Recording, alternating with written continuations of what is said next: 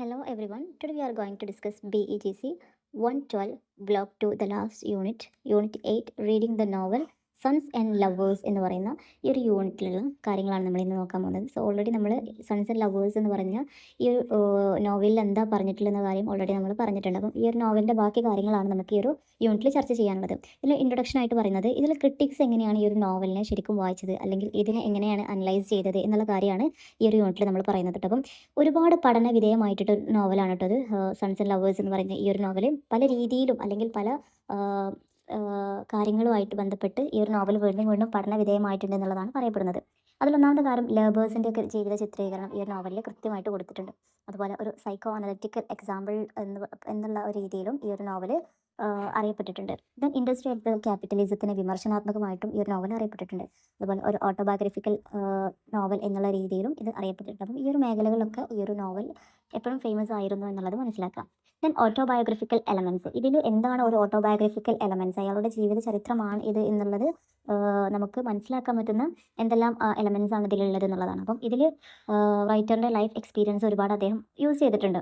അപ്പം പോൾ മൊറൈലിന് അദ്ദേഹത്തിൻ്റെ ലോറൻസ് ആയിട്ടുള്ള അദ്ദേഹത്തിനെ തന്നെയാണ് അവിടെ കാണിച്ചിട്ടുണ്ടായിരുന്നത്. അതുപോലെ തന്നെ അദ്ദേഹത്തിൻ്റെ അച്ഛൻ വാൾട്ടർ എന്നുള്ള രീതിയിൽ പറഞ്ഞ് അദ്ദേഹത്തിൻ്റെ സ്വന്തം അച്ഛൻ ഒരു ഖനന തൊഴിലാളിയായിരുന്നു എന്ന് ഞാൻ പറഞ്ഞിട്ടുണ്ടായിരുന്നല്ലോ. അപ്പം ഇവിടെയും എന്താണ് ആ അച്ഛൻ അതേ ജോലി തന്നെയാണ് നൽകിയിട്ടുള്ളത്. അതുപോലെ തന്നെ വെസ്റ്റ് വുഡ് എന്ന് പറയുന്നത് അദ്ദേഹത്തിൻ്റെ റിയൽ നാടായിട്ടുള്ള ഈസ്റ്റ് വുഡിനെയാണ് ഇവിടെ അദ്ദേഹം ഉദ്ദേശിച്ചിട്ടുള്ളത്. അപ്പം അദ്ദേഹത്തിൻ്റെ ഒരു ഇമേജറി ആയിട്ടുള്ള ഒരു സിറ്റി ആയിട്ടാണ് ശരിക്കും ഇവിടെ വെസ്റ്റ് വുഡിനെ അദ്ദേഹം ഇൻട്രൊഡ്യൂസ് ചെയ്തിട്ടുണ്ടായിരുന്നത്.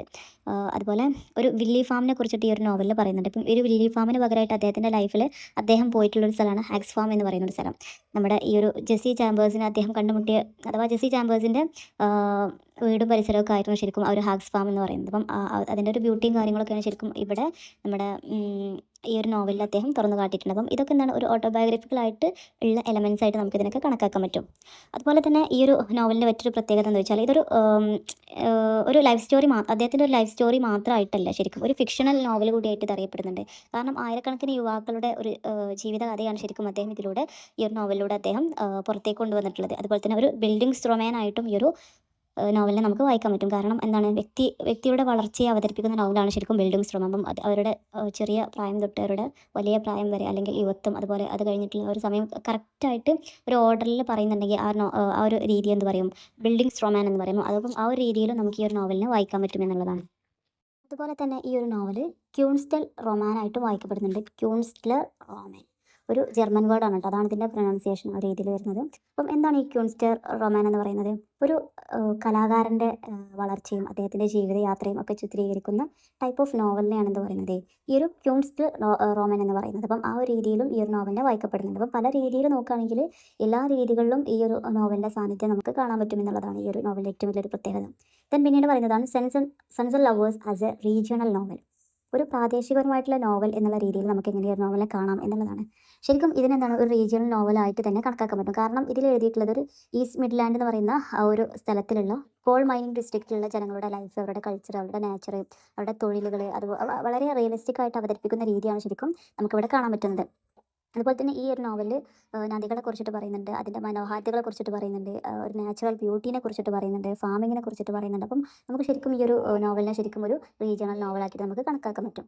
അതുപോലെ sons and lovers psycho analytic reading, ആ രീതിയിലും നമുക്ക് ഈ ഒരു നോവലിനെ കാണാം. അതെങ്ങനെയെന്നുള്ളതാണ് പല ക്രിട്ടിക്സും ഇതിനെന്താണ് ഒരു സൈക്കോ അനലറ്റിക്കലായിട്ട് വായിച്ചിട്ടുണ്ട് എന്നുള്ളതാണ്. കാരണം സിഗ്മണ്ട് ഫ്രോയിഡ് എന്ന് പറയുന്ന നമ്മൾ ഓൾറെഡി പറഞ്ഞിട്ടുള്ള ഒരു വ്യക്തിയാണ് കേട്ടോ. സിഗ്മണ്ട് ഫ്രോയിഡ് ഒരു സൈക്കോ അനലറ്റിക്കിൻ്റെ ഉപജ്ഞാതാവായിട്ട് നമ്മൾ പറഞ്ഞിട്ടുള്ള ഒരു വ്യക്തിയാണ് സിഗ്മണ്ട് ഫ്രോയിഡ് എന്ന് പറയുന്നത്. അപ്പം അദ്ദേഹം അവതരിപ്പിച്ചൊരു സിദ്ധാന്തം ഉണ്ടായിരുന്നു, ഈഡിപ്പസ് കോംപ്ലക്സ് എന്ന് പറയുന്ന ഒരു സിദ്ധാന്തം. അപ്പോൾ ആ ഒരു സിദ്ധാന്തത്തിൽ എന്താ പറയുന്നത് വെച്ചാൽ ഒരു ബോയ്ക്ക് എന്താണ് അവൻ്റെ അമ്മയോടുള്ള അടുപ്പം കൂടുതൽ, അതുപോലെ തന്നെ അച്ഛനോടുള്ള ഒരു അകൽച്ച എന്ന് തോന്നിക്കുന്ന ആ ഒരു മാനസികാവസ്ഥനെയാണ് ശരിക്കും എന്ന് പറയുന്നത് ഈഡിപ്പസ് കോംപ്ലക്സ് എന്ന് പറയുന്നത്. ഇതിൽ ഈ ഒരു സെയിം ആ സംഭവം നമുക്ക് ഈ ഒരു നോവലിൽ കാണാൻ പറ്റില്ല. ഈ ഒരു നോവലിലും അങ്ങനെ തന്നെ അമ്മയായിട്ടുള്ള അഭേദമായിട്ടുള്ള ബന്ധം, അച്ഛനായിട്ടുള്ള തീരെ ഒരു ബന്ധമില്ലായ്മയും ഒക്കെ നമുക്ക് ഈ ഒരു പോളിൻ്റെ ലൈഫിൽ നമുക്കിവിടെ കാണാൻ പറ്റും. അപ്പം ഈ ഒരു അമ്മയുമായിട്ടുള്ളൊരു അമിത ബന്ധമാണ് ശരിക്കും മെരിയത്തിൻ്റെയും അതുപോലെ ക്ലാരയായിട്ടുള്ള ബന്ധത്തിന് തന്നെ തിരിച്ചടിയാവുന്നത് എന്നുള്ളത് നമുക്ക് കാണാൻ പറ്റും. അപ്പോൾ ഇതിനൊരു സൈക്കോ അനലിറ്റിക്കൽ റീഡിങ്ങിൽ നമുക്കത് വായിക്കാൻ പറ്റും എന്നുള്ളത് ഒരു ആ ഒരു രീതിയിൽ നമുക്കതിനെ കാണാൻ പറ്റും എന്നുള്ളതാണ്. Sons and lovers class and social mobility. അപ്പോൾ സോഷ്യൽ മൊബിലിറ്റി എന്ന് പറയുമ്പോൾ എന്താണ്? ഒരു ലോ സ്റ്റാറ്റസിൽ നിന്ന് എന്താണ്? എഡ്യൂക്കേഷനിലൂടെയും ജോലിയിലൂടെയൊക്കെ എന്താണ്? ഒരു ഉയർന്ന സോഷ്യൽ സ്റ്റാറ്റസിലേക്ക് എത്തുന്നതിനെയാണ് എന്ത് പറയുന്നത്? അല്ലെങ്കിൽ അതിലേക്ക് ഉയരുന്നതിനെയാണ് എന്ത് പറയുന്നത്? സോഷ്യൽ മൊബിലിറ്റി എന്ന് പറയുന്നത്. അപ്പം ഈ ഒരു നോവലിൽ ശരിക്കും നമുക്കങ്ങനെ കാണാൻ പറ്റും. ഈ ഒരു ഫാമിലി ശരിക്കും ഒരു തൊഴിലാളി കുടുംബത്തിൽപ്പെട്ടവരാണ് അല്ലേ? പക്ഷേ ഇവരെന്താണ് മൊറേലിൻ്റെ ഒരു ആഗ്രഹം കാരണം തന്നെ മക്കളെ ഒരിക്കലും ആ ഒരു തൊഴിലാളിയാക്കാൻ അവരുടെ ആഗ്രഹങ്ങൾ ഒരിക്കലും അതിനെ സമ്മതിച്ചിട്ടില്ല. സോ അതുകൊണ്ട് തന്നെ തൻ്റെ മക്കൾക്ക് നല്ല രീതിയിലുള്ള വിദ്യാഭ്യാസം കൊടുക്കാൻ അവർ തുനിഞ്ഞിറങ്ങിയിട്ടുണ്ട്. അപ്പം അതുകൊണ്ടൊക്കെ തന്നെ എന്താണ് അവരുടെ മക്കളെല്ലാവരും നല്ല രീതിയിൽ വിദ്യാഭ്യാസം നേടുകയും നല്ല സമൂഹത്തിൽ നല്ല ഉയർന്ന സ്ഥാനത്തിലേക്ക് എത്തിപ്പെടുകയും ചെയ്തിട്ടുണ്ട്. പക്ഷേ നമ്മുടെ പോളിൻ്റെ കാര്യം എടുക്കുകയാണെങ്കിൽ തന്നെ പക്ഷേ അദ്ദേഹം അങ്ങനെയൊക്കെ നേടിയിട്ടുണ്ടെങ്കിലും അദ്ദേഹം പിന്നീട് നമുക്ക് അവസാനം കാണാൻ പറ്റുന്നത് മെൻ്റലി ഐസൊലേഷനിൽ കിടക്കുന്ന ഒരു ലോൺലിനെസ് അനുഭവിക്കുന്ന ഒരാളായിട്ടാണ് നമുക്ക് അതിന് കാണാൻ പറ്റുന്നത്. അപ്പം ഇതിൽ പറയുന്ന കാര്യം എന്താ വെച്ചാൽ ഒരുപാട് ഒരു സോഷ്യൽ സ്റ്റാറ്റസോ കാര്യങ്ങളോ ഉണ്ടായിട്ടൊന്നും ശരിക്കും നമുക്ക് സന്തോഷം നൽകൂല. ഈ ഒരു സോഷ്യൽ സ്റ്റാറ്റസ് നമുക്കൊരിക്കലും സന്തോഷം നൽകുന്ന കാര്യമല്ല. അപ്പം അതുണ്ടായിട്ടും വലിയ കാര്യമൊന്നുമില്ല. മാനസികമായിട്ട് പ്രശ്നങ്ങളുണ്ടായാൽ മാനസികമായിട്ട് എന്താണ് ഒരു സന്തോഷം തരാത്ത ഒരു സോഷ്യൽ ആയിട്ടുള്ള സ്റ്റാറ്റസ് വെറും വേസ്റ്റ് ആയിട്ടൊരു കാര്യമാണല്ലോ. അപ്പം ആ ഒരു കാര്യമാണ് ഇവിടെ പറയുന്നത്. Then issues and gender.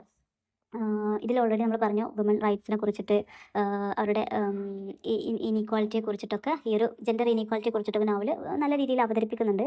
അതുപോലെ മിസ്സിസ് മൊറേൽ എന്ന് പറയുമ്പം ആ ഒരു ഭർത്താവിൻ്റെ ആധിപത്യം അനുഭവിച്ച് അവരുടെ ആ ഒരു എന്താ പറയുക, ആ ഒരു കുടുംബത്തിന് വേണ്ടിയിട്ട് നിലകൊണ്ടിട്ടുള്ളൊരു വ്യക്തിയാണ്. സ്വന്തം മക്കൾക്ക് വേണ്ടിയിട്ടാണ് തൻ്റെ ഭർത്താവിൻ്റെ ക്രൂരതകളൊക്കെ സഹിച്ച് അവർ ആ ഒരു ലൈഫിൽ തന്നെ ഒതുങ്ങിക്കൂടാൻ വേണ്ടിയിട്ട് നിൽക്കുന്നത്. അപ്പം ആ ഒരു കാര്യം പറയുന്നുണ്ട്. അതാണ് ഒരു ജെൻഡർ ആയിട്ടുള്ള കാര്യം പറയുന്നത് കേട്ടോ. അതുപോലെ ക്ലാര എന്നുള്ളൊരു ക്യാരക്ടർ നമ്മൾ പറഞ്ഞു നമ്മുടെ പോളിൻ്റെ ലവർ ആയിരുന്നില്ലേ ക്ലാര.